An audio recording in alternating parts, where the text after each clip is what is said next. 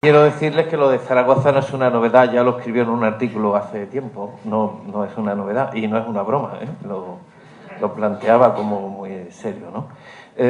Vamos a empezar el debate, no haremos como el otro día, sino que haremos preguntas-respuestas. Les ruego que sean breves y les pido disculpas porque si no son breves yo les advertiré que no lo están siendo, ¿eh?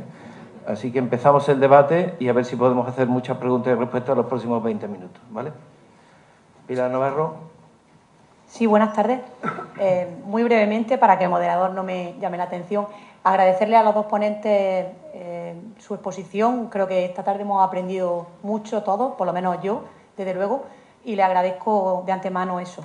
Y al profesor Ruiz Robledo le quería preguntar, ¿sería extrapolable la solución que plantea en su punto de vista tercero cuando ha planteado lo de cambiar la capitalidad de España? Si se abre el melón, ¿sería eso planteable también en Andalucía? Porque más de uno o más de una se podría plantear, yo soy almeriense, si abierto el melón, cabría la posibilidad de trasladar la capitalidad andaluza y cambiarla de Sevilla.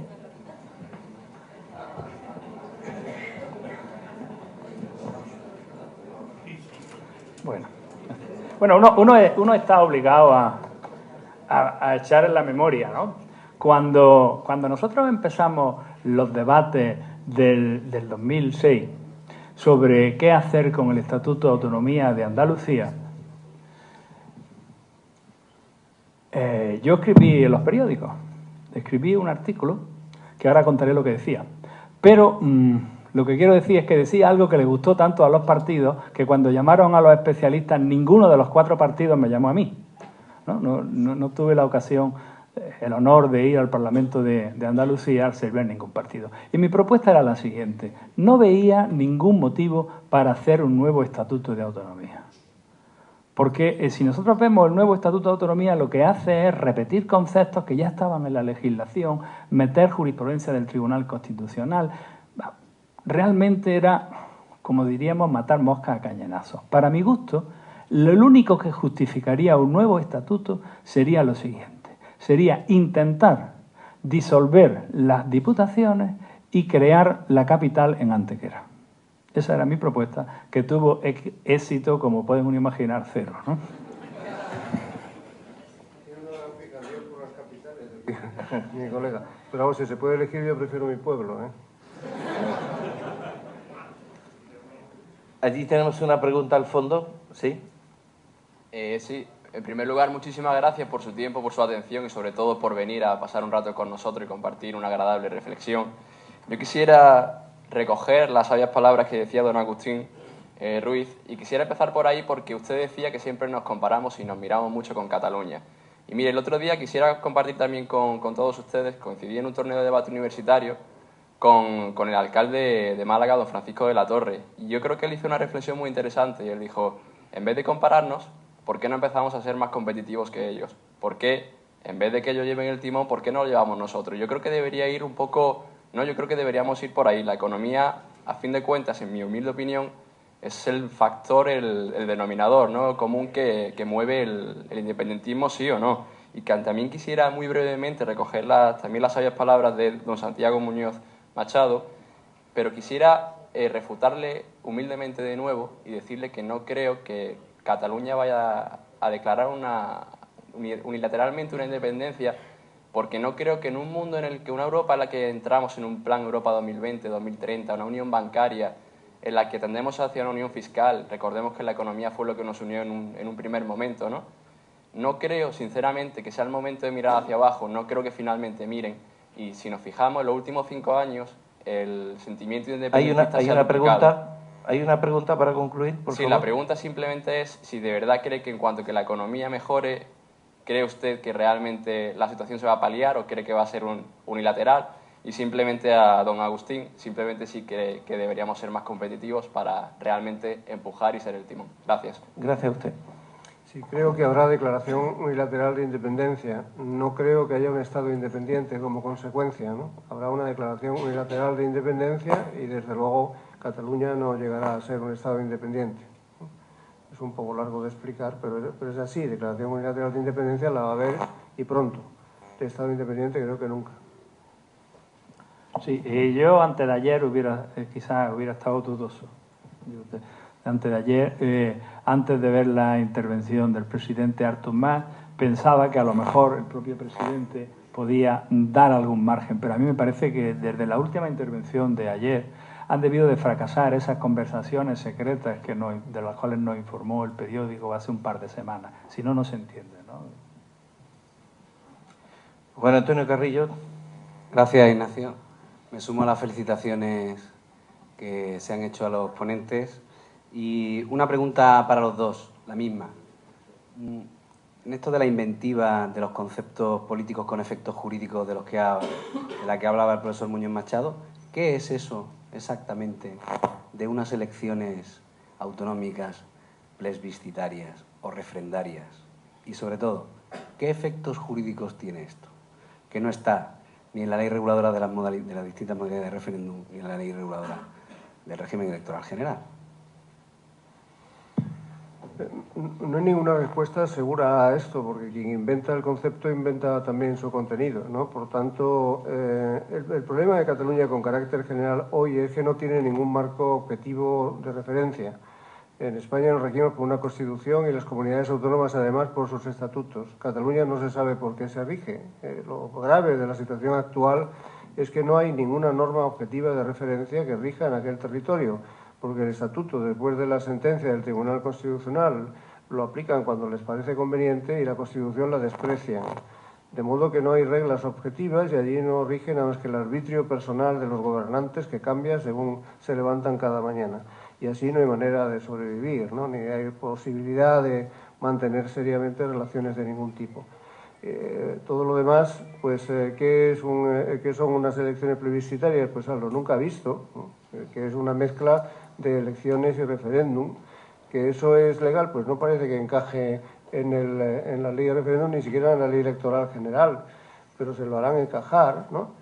Y claro, cuando digo que la Declaración Unilateral de Independencia ya ha comenzado, es porque, como saben, desde el punto de vista del derecho interno, las constituciones no permiten que una parte del territorio se separe.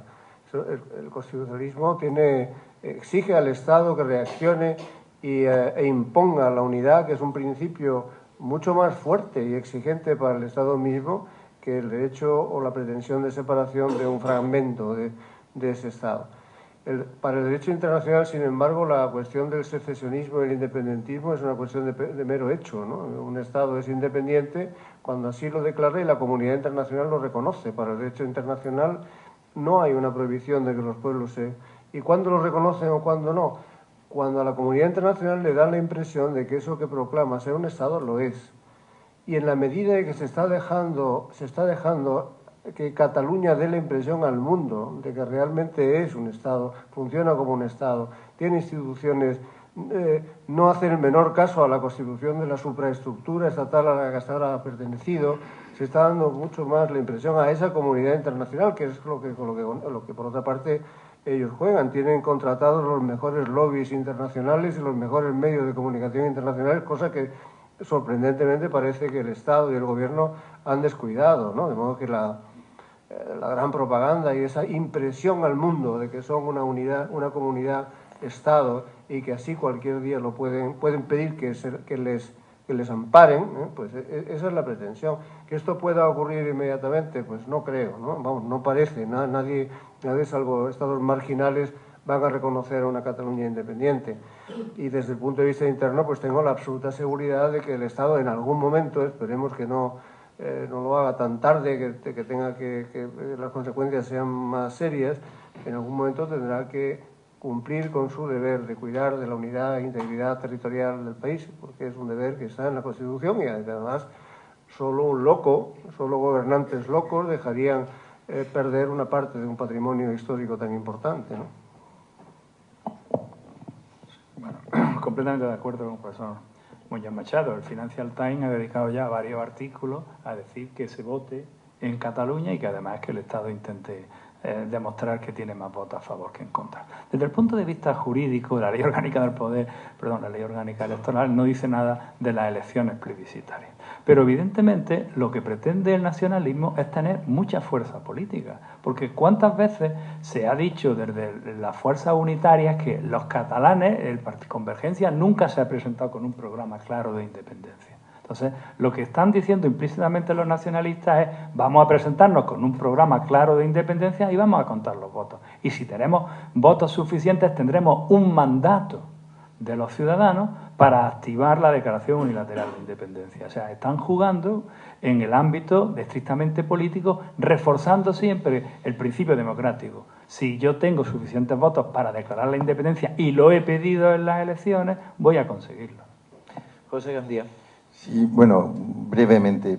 Yo creo que, de alguna manera, por lo menos nos debemos de sentir todos enormemente culpables de dónde hemos llegado, porque el diseño original de la Constitución fue tremendo.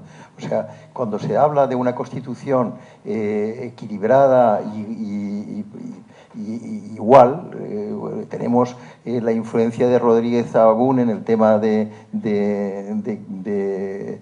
Navarra y del País Vasco, que es completamente irracional. Entonces, el tema de banca catalana, que cuando ocurre miramos para otro lado y utilizamos Pujol tal, favoreciéndole y mirando para otro lado para tal. Entonces, realmente, ¿cómo es posible de haberlo hecho tan mal en esa redacción de Constitución? O sea, una Constitución donde no hay separación de poderes, por esencia, es una Constitución extraordinariamente débil. Artículo 17, ¿no?, de la Declaración de Derechos del Hombre y del Ciudadano. Una Constitución que no asegura la separación de poderes, o un país que no asegura la separación de poderes, no tiene Constitución. Son interesantes las dos versiones de tu pregunta. Uno, realmente es verdad, lo ha dicho Agustín muy con acierto, que es que cuando hablamos de la Constitución ahora se ha convertido en una piltrafa y un monstruo y hay que renovarla. Bueno, en fin, llevamos 30 y muchos años bajo esa Constitución. La parte concerniente a las declaraciones de derechos de la Constitución es razonablemente buena y nos ha servido para vivir un periodo de tiempo de bienestar y de paz innegable. Son otros aspectos de la Constitución los que están mal, son los de organización del Estado. Eso es a lo que hay que distinguir unas cosas de otras. Y en cuanto a la responsabilidad, pues yo en efecto creo que siempre estamos hablando de la forma en que se comportan los catalanes, sus reivindicaciones, hay que ver qué es lo malo que son los nacionalistas. Pero me parece que hay que enfocar ahora y principalmente estos días, a la vista de lo que está ocurriendo, el problema desde el punto de vista del Estado. El Estado ha hecho continuos pactos y dejaciones de sus funciones. Bueno, ahora son ya casi agobiantes contemplarlas, pero a lo largo de la historia constitucional ha ocurrido muchas veces. Algo en términos jurídico-constitucionales que es sobrecogedor, yo creo. Cada vez que se ha hecho, y se han hecho muchas veces, pactos entre el gobierno del Estado y los gobiernos de una comunidad autónoma para no impugnar leyes evidentemente inconstitucionales, porque necesitaban los votos de la minoría nacionalista correspondiente, o cada vez que, estando planteado un recurso de inconstitucionalidad contra una ley que lo era de modo manifiesto, se ha retirado ese recurso del Tribunal Constitucional para facilitar los apoyos se ha modificado la Constitución. Todas esas veces se ha modificado la Constitución porque se ha hecho primar sobre ella una ley inconstitucional. Y esto ha ocurrido muchas veces, porque de esa forma subrepticia y mediante pactos inconfesables hechos debajo de la mesa camilla, pues se ha reformado la Constitución muchas veces y poco a poco se la ha ido desgastando y convirtiéndola pues en algo. El otro día decía alguien en lo que Lasalle, desde una perspectiva puramente marxista, de pues una simple hoja de papel, algo que es lo que los políticos dicen que sean en cada momento, que es lo peor que le puede pasar a una Constitución, que se redefina cada día que en el marco de pactos políticos singulares. Agustín, ¿alguna? Sí, bueno, yo estoy completamente de acuerdo. Quizás no sea tan pesimista, ¿no? Quizás no creo que la Constitución, como sea Ferdinand Lassalle hoy día, sea una hoja de papel, pero sí es verdad que se ha flexibilizado tanto. Sí se ha flexibilizado tanto que a veces pues ha dado la impresión de que ha desaparecido. Sin ir más lejos, el propio diseño constitucional se distinguía entre nacionalidades y regiones. Las nacionalidades iban a tener una asamblea legislativa y las regiones no. Ese era el primer diseño constitucional, así se entendió. Y sin embargo, después se desarrolló en otro sentido. Desaparece la diferencia entre nacionalidades y regiones y todas tienen asamblea legislativa. Por eso, cuando el presidente Maragall decía volvamos al pacto constitucional, volvamos, al hombre no le faltaba razón. Lo que pasa es que como ya no le servía el concepto nacionalidad, pues se enganchó al concepto nación. ¿Vale? Es decir, que lo que es el texto constitucional no era tan malo. Lo que pasa es que luego ha tenido algunos desarrollos muy discutibles. El Consejo General del Poder Judicial, el desarrollo del Consejo era bastante razonable. 12 magistrados elegidos entre jueces y magistrados y 8 juristas elegidos por el Congreso y por el Senado.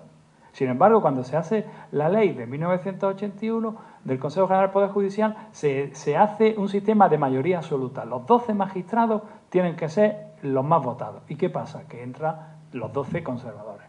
Entonces, cuando en 1985 el PSOE tiene mayoría, en vez de hacer lo razonable, que era vamos a hacer un sistema proporcional para que nuestros queridos compañeros de justicia democrática pues también tengan representantes, en vez de hacer de eso, se van al extremo contrario y van a que sea el Congreso y el Senado. Y una vez que un político coge algo, es muy difícil que lo suelte. Y la prueba es que el Partido Popular, yo no sé cuántas veces ha ido con su programa diciendo que iba a volver al sistema y no ha vuelto. ¿Por qué? Pues porque al final es muy bonito que lo llamen a uno, al señor ministro, y que lo llamen al despacho y que lo intenten nombrarlo, ¿no? Entonces, el problema, yo muchas veces creo que no está en el texto de la Constitución, sino que está en el juicio, en el uso que le han dado los políticos. Y si nos vamos al nivel legislativo, podríamos decir lo mismo. Vamos a pensar una ley que es producto de esos pactos. Cuando el gobierno de Aznar no tiene mayoría absoluta, por una enmienda a la ley de puertos cede que las comunidades autónomas nombren a los presidentes de las autoridades portuarias, ¿vale? Y para que no se note que es una cesión a Jordi Pujol, lo ceden en todas las comunidades autónomas, ¿vale? Bien, bueno, ni bien ni mal, ¿no? Pero dice la ley de puertos que el presidente de la autoridad autónoma del puerto deberá ser una persona de reconocido prestigio. Bien, pues si nosotros miramos cuál es el reconocido prestigio de la inmensa mayoría de presidentes de puertos, vemos que tendrán prestigio en el ámbito de la educación primaria, que tendrán prestigio en el ámbito de la enseñanza secundaria, que tendrán prestigio en el ámbito político, pero me parece que ingenieros o personas que hayan hecho carrera en puertos, pues está el tradicional presidente de Algeciras y poco más, ¿no? Es decir, que a veces es que ni siquiera el problema ni siquiera está en la ley. Está en que la persona que tiene que nombrar algo no cumple la ley. Y por circunstancias que a mí se me escapan, la sociedad civil, que tiene margen y que tiene capacidad para recurrir a esos nombramientos, pues no lo hace, ¿no? Con lo cual quiero decir que a veces también parte de la culpa no es solo de los políticos, sino también de la sociedad. Sí, pero existen leyes mal hechas, pero el hecho del incumplimiento ya es un problema grave, porque aquí no cumplimos con las leyes, es mal asunto. Pero existen también problemas de estructuras innecesarias que se han constituido, algunas se establecieron en la Constitución y evidentemente sobran. Nuestro afán imitativo llega a límites realmente chocantes. Consejo del Poder Judicial. El único, insisto, donde hay algo parecido es en Italia, el Consiglio Generale de la Magistratura. Y hemos copiado una mala organización que existe en Italia frente a otros modelos organizativos de la Judicatura que no tienen un Consejo Autónomo.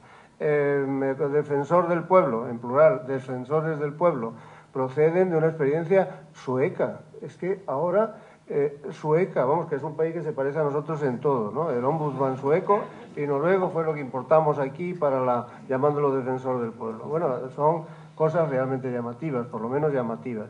Ahora, en la legislación ordinaria del Estado se está produciendo con mucha frecuencia. Lo he escrito en algún lugar recientemente. Antes cuando necesitamos modelos organizativos para el Estado, los administrativistas echábamos siempre mano de Francia, que es que es el modelo administrativo más perfeccionado que teníamos en Europa antes. Si no miramos de reojo a Italia, no nunca demasiado, sino a Alemania. Ahora, en los preámbulos y memorias de algunos proyectos de ley aparecen los modelos turcos, o el modelo noruego, o el modelo que no sé, vamos, que resulta asombroso que se estén utilizando, pues eso, ideas e instituciones que proceden de países que no tienen ni nuestra tradición ni nuestra experiencia, ¿no? Dos últimas preguntas tenemos pedidas y cerramos. Juanma Márquez. Buenas noches. Me ha sorprendido la seguridad con la que los ponentes han expresado algunos de sus planteamientos, en especial la de Zaragoza. Yo pondría desde luego Lisboa, que me parece que sería mucho mejor. Pero el profesor Santiago Muñoz Machado ha dicho algo muy interesante y ha dicho, se va a cumplir lo que yo digo. La única solución es la que yo planteo. Supongo que se refiere a la que plantea en el libro, que es una reforma, un nuevo Estatuto de Cataluña que no tiene encaje en la Constitución actual y que se reforme la Constitución para que sí lo tenga, de tal manera que se pueda votar a la vez en Cataluña su estatuto y en el resto y en el conjunto de España la nueva Constitución. Pero me interesa cuál es el fondo. ¿Cuál es el fondo de ese estatuto? ¿Cuál es el fondo de ese estatuto para que sea aceptado, si no por el 30% que se declara independentista o que hemos visto en el 9N, por parte de ese 30%? Y le hago tres preguntas. ¿Considera en esa reforma, uno, un trato diferenciado económico para Cataluña, una autofinanciación, un nuevo modelo de financiación que no tenga por qué parecerse al País Vasco? Dos, codecisión en algunos temas, junto con el Estado, tú a tú junto con el Estado en algunos asuntos. Y tres, una competencia absoluta en asuntos como cultura y lengua, lo que significaría que pudieran legislar con plena libertad por el desarrollo integral del catalán en su comunidad. Si nos deja el moderador una hora, yo se lo explico. Iba a pedirle brevedad, precisamente. Si nos deja una hora, yo se lo explico con mucho gusto, pero no creo que el público esté dispuesto a aguantarme tanto tiempo. Me referiré sobre todo a eso de la seguridad del modelo. Digo, va a haber declaración unilateral de independencia, primero. Perdón por la soberbia en subrayarlo de nuevo. Creo que no hay más solución para Cataluña que la que yo mismo he propuesto y que, por cierto, ahora en la que por está coincidiendo pues la mayor parte de los intelectuales, de los medios de comunicación del país. Veo que cada vez más, afortunadamente, hay más gente que se suma a eso. ¿Por qué creo que es la única? Porque es que no hay otra salida. No hay otra salida. La independencia no es una salida, no se va a producir nunca la independencia. No sé cuándo se cansarán de reclamarla ni cuándo será posible negociar. Pero cuando sea posible negociar con Cataluña su integración en el Estado de otra manera, habrá que dotarla de una norma que rija la organización autonómica de Cataluña, sus competencias y sus relaciones con el Estado, y dotarla de una norma con ese contenido. Bueno, ese tipo de normas en el medievo se llamaban fueros. Actualmente se llaman estatutos y se podría llamar también constitución, pero una norma particular de ese territorio es lo único que puede satisfacer las aspiraciones de autogobierno. Como el actual parece que está agotado, pues habrá que modificarlo en lo necesario. Como las modificaciones, ya ha dicho el Tribunal Constitucional, que no caben algunas en la Constitución, modifíquese la Constitución en lo necesario para acoger esas reformas. No se puede dejar que el pueblo de Cataluña vote el vacío, quiero ser un Estado independiente. No, que vote un texto reformado en el que sepamos en concreto qué es lo que van a tener. Y en eso puede consistir su derecho a decidir, porque un estatuto sí se puede someter a referéndum porque la Constitución lo permite y así ha ocurrido ya muchas veces. Y al mismo tiempo, si es necesario reformar la Constitución, refórmese en lo preciso para acoger esa estructura y sométase esa reforma constitucional también a la votación del soberano, que es el pueblo español. Y si se pueden hacer coincidir o casi esos dos referéndums, pues habrá decidido Cataluña sobre su situación y los catalanes y el resto del pueblo soberano sobre la modificación constitucional. No creo que haya otra salida, no creo que haya otra salida que esta. ¿Con qué contenidos?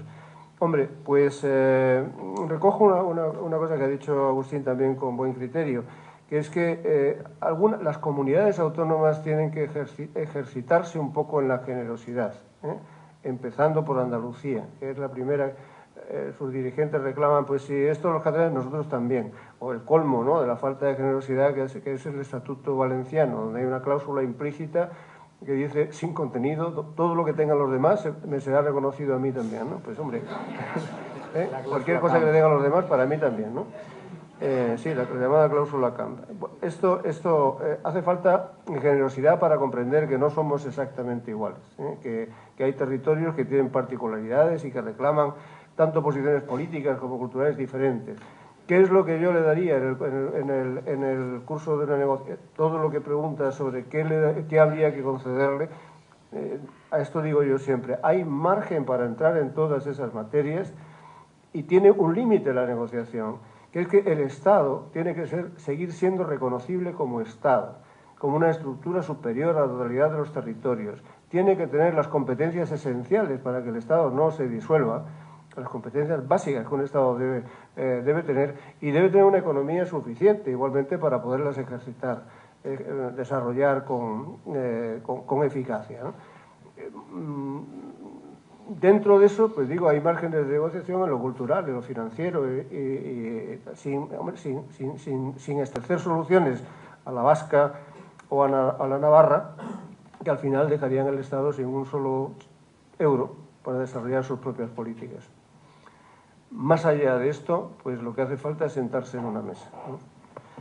También que se siente alguien, además, antes de la mesa para convenir o para negociar, que se siente alguien y lo escriba, que es que para poder negociar sobre algo hace falta que alguien lo escriba, y aquí no escribe nadie, aquí no escribe nadie, están puestos en las mesas de la Moncloa nada más que amenazando. Bueno, escribe, hombre, escribe algo. Brevemente, por favor. Sí, no, yo sobre la seguridad de las propuestas, yo soy una persona de firmes convicciones, tanto que digo lo que dice Paul Valéry, que decía, señora, yo no siempre soy de mi propia opinión, o sea que lo mismo mañana hablo y digo otra cosa, ¿no? ¿Por qué? Porque me gusta oír, me gusta escuchar, y a veces hay gente que me convence y cambio de opinión, ¿no? En cuanto a Zaragoza, aparte de la risa, no he oído ningún argumento en contra. ¿Vale? Yo creo que y Pozo Blanco, ¿no? Yo creo que Madrid ha acumulado tantísimo poder político y económico que hay que acabar con él. Y la única forma que se ocurre acabar con él es cambiar la capital, ¿no? Y es tan simple la medida que no se va a tomar nunca. Dicho esto, no voy a insistir más. En cuanto a la posición del profesor Muñoz Machado, yo es que estoy seguro, como dice él. ¿Cómo estoy seguro? Pues porque la declaración de Artur Mas de ayer me parece que no le deja a él personalmente, no le deja ningún margen de movimiento, a no ser que tenga la memoria tan corta que intente agotar la legislatura y en esos 2 años y pico negociar con Rajoy algo, pero Rajoy solo tiene 1 año. Entonces no veo esa posibilidad de pacto, de tercera vía. No la veo. Yo lo que creo que habrá elecciones y habrá una proclamación de independencia. Y no estoy tan seguro que políticamente la solución que se imponga sea la de Muñoz Machado. Yo creo que los precedentes de Quebec y de Escocia hacen muy difícil que internacionalmente no se acabe haciendo un referéndum en Cataluña. Lo veo muy difícil. Si reiteradamente ganan las elecciones catalanas partidos independentistas que piden un referéndum, yo veo muy difícil que internacionalmente España pueda mantener esa posición. Y creo que si no se logra un pacto en el sentido que dice el profesor Muñoz Machado, que no es otro que decir, vamos a cambiar la Constitución para que quepa el Estatuto Catalán. Si no se logra ese pacto, yo creo que el referéndum se acabará imponiendo, porque no tenemos instrumentos para luchar contra esa fuerza democrática que dice, oiga, he ganado 5 veces las elecciones y quiero un referéndum. Porque en Quebec tampoco existía esa competencia. Yo, entre mis pequeños méritos está que fui el primero que traduje la declaración del Tribunal Supremo, por cierto que la traduje con Carmen Chacón, que muchos le sonarán porque luego fue ministra de Defensa e hizo una gran carrera política. Bueno, pues cuando estudiamos con detenimiento la decisión, o la declaración, porque no fue una sentencia, lo que dice el Tribunal Supremo es que no existe en la Constitución, que no hay el derecho, pero la insistencia y el surgimiento de un partido nacionalista que quiere hace indispensable que un ordenamiento democrático dé alguna satisfacción. Entonces yo pienso que si Cataluña siguen ganando a los partidos nacionalistas, independentistas y siguen pidiendo eso, en algún momento habrá que hacer ese referéndum. Vamos a ver, Jaime Montaner había pedido la palabra, era la última, pero Juan Ramón Guillén me pide la palabra también y me sabe mal no dársela, así que voy a pedirle a ambos que sean muy breves. A ambos que sean muy breves, no, por favor, los dos. A ambos que seáis muy breves y a los ponentes también en la respuesta para terminar a una hora decorosa. Es muy simple, porque después de todo lo que he oído, todos los errores, no tener aquí una segunda vuelta en las elecciones y siempre tener que estar pendiente de un votito de un nacionalista, que es un problema de un nacionalista. Si se dan cuenta, en algunas declaraciones de Jordi Pujol, que se han visto por televisión y demás, no eran nacionalistas hasta hace 4 años que se descubrió el problema del Palau y el robo y lo que ahí ha ido pasando. Y no me parece que amparándose en todo eso y el otro que le daba a andar, que empezó a hablar catalán cuando se levantaba por la mañana con su señor y todas estas cosas, se da uno cuenta de que el problema de verdad del separatismo lo han iniciado a partir de cuando se ha descubierto el primer robo. Tu pregunta, por favor. Y mi pregunta es, ¿no creen ustedes que este nacionalismo hubiera dejado de existir si hubiesen metido en la cárcel al primero que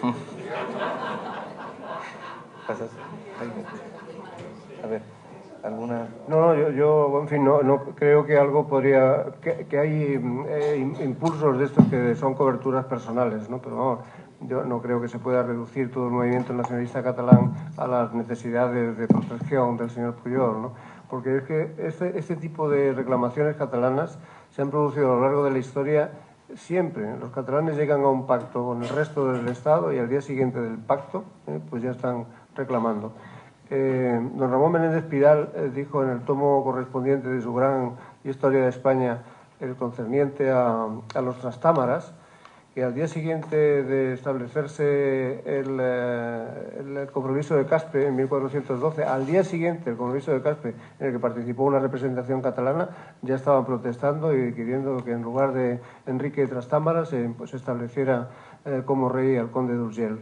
Y así ha sido siempre, ¿no? Si se sigue la historia, hay veces de mayor virulencia y otras menos, pero la historia de Cataluña ha consistido siempre en una reclamación, que bien es verdad que casi siempre se ha calmado cuando ha habido buenas situaciones económicas, sobre todo favorables a ellos. A ver, Agustín. Sí. Venga, Jaime, tu última pregunta, brevemente, por favor. Sí, funciona, pero se oye. Aquí tienes uno mejor. Compartir la necesidad de la reforma del reparto del poder, las competencias exclusivas, las inclusivas, las compartidas, las concurrentes, pero eso en todo el Estado español, en toda la distribución del poder real del Estado autonómico. Y en segundo lugar, echar en falta, y es mi pregunta, ¿por qué no se ha hecho un ejercicio de divulgación o de participación o de información de lo que significa ese posible Estado independiente que desean algunos, cargados más de sentimiento que de razones? Y la pregunta es, ni partidos políticos, ni administraciones públicas, ni colectivos ciudadanos, creo que ni en Cataluña ni en el resto de España hemos hecho este ejercicio y estos foros son adecuados para esto. Porque habría que explicar, por ejemplo, en un Estado independiente, yo estoy por la tesis de que no va a haber Estado independiente, va a haber una solución intermedia que desearía que fuera para toda España, reformando la Constitución, el Estatuto catalán y otros estatutos también, incluido el andaluz. Y la pregunta es, ¿habría que explicarle a los ciudadanos catalanes y al resto de España que un Estado independiente significa que la ficha bancaria de dos grandes entidades no dependientes de España y por lo tanto del Banco de España, ni de Europa, ni del Banco Central Europeo, qué significa eso en la economía catalana? ¿Había que explicarle a los empresarios qué significa las importaciones y exportaciones de productos, de bienes y servicios de dentro hacia afuera o de fuera hacia adentro? Y esa pedagogía política, empresarial, divulgativa en algunos términos, más con la razón que con el sentimiento, podría hacer bascular un poco el estado de opinión. Gracias, Jaime. Bueno, yo creo que eso es muy importante, pero no sé a quién le corresponde la responsabilidad de no haberlo hecho, ¿no? Me parece que en primer lugar a los gobiernos, al gobierno del Estado, que no ha estimulado esa clase de estudios y que lo estamos supliendo. Voluntarios del mundo intelectual o del mundo empresarial en sedes como esta, pero hubiera sido, claro, muy importante. No obstante, le diré que hasta donde alcanza mi experiencia, que el otro día, con ocasión de la presentación de ese libro en Barcelona, fue muy viva, la clase empresarial que llenaba aquel salón, que era el doble que este, y estaban allí casi todos, ¿no? Lo sabe de memoria, pero sin embargo el lenguaje público es diferente que el lenguaje que usan en privado, ¿no?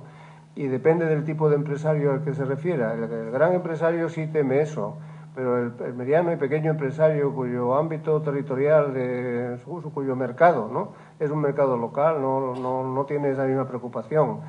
Y por otro lado está cundiendo mucho la idea de que sí, que sabemos que esto va a ocurrir, que sabemos que tendremos que salir de Europa, que sabemos que igual se nos van esas fichas bancarias, que ya volverán, porque de todas maneras, ¿no? Pero sabemos que vamos a sufrir, pero sabemos también lo que queremos, ¿no? Esta idea no la pierda de vista. Sabemos que hay sangre, sudor y lágrimas por medio, pero queremos ser independientes. Cuando los partidos nacionalistas estaban organizando esa consulta popular, empezaron a visitar las casas y hacían un pequeño test que decía, más o menos, las preguntas eran las siguientes. Si Cataluña fuera independiente, tendríamos 9.000 millones de euros más cada año. ¿En qué prefiere usted que lo gastáramos? ¿En política social, en política económica o en dárselo al gobierno? ¿Vale? Y así una serie de preguntas. Es decir, que en cualquier caso lo que estaban diciendo era que con la independencia van a tener más recursos económicos.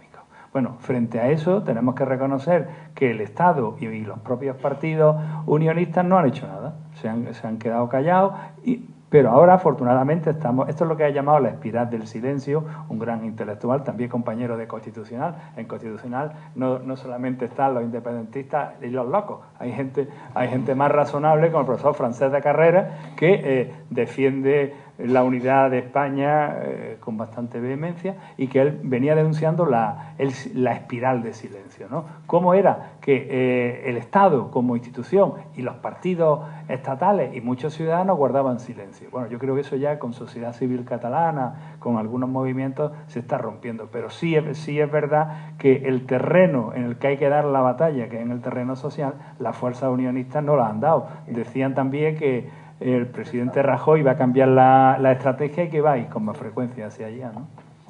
Bien, vamos a poner punto final, pero antes de despedirnos tengo 3 cosas que decirles, son muy breves. La primera, que ya tenemos 224 socios en el Centro de Debate y Desarrollo en 6 provincias andaluzas, y que se siguen incorporando empresas colaboradoras. La última, Consentino, que la hemos puesto aquí arriba porque no cabía en el cartón pluma, se llama esto que hay aquí detrás. Bueno, ya vamos desde Huelva hasta Almería, o sea, estamos haciendo el mapa, ¿no?